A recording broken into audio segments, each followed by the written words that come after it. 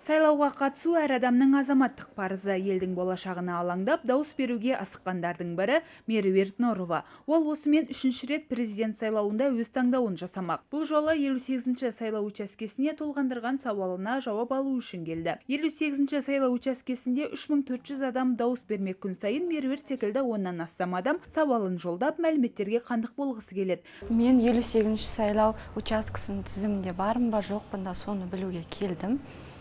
Және мен үшін дауыс беру өте маңызды. Халықты дауыс беруге шақырамын, президентті бірге таңдайық.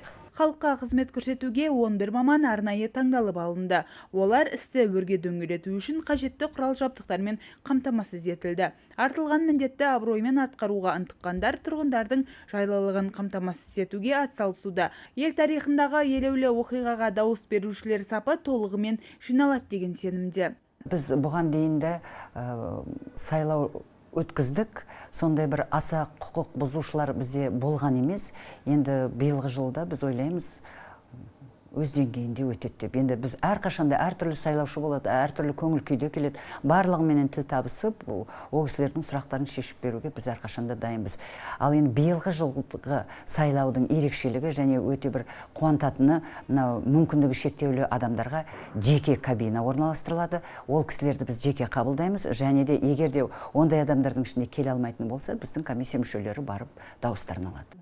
Айта кетейік, 58-ші сайлау учаскесі Бауыржан Момышұлы көшесі 5-ші үйде, оқушылар сарайының ғимаратында орналасқан. Мамандар таңғы сағат 9:00 мен 19:00 аралығында демалыссыз жұмыс істейді.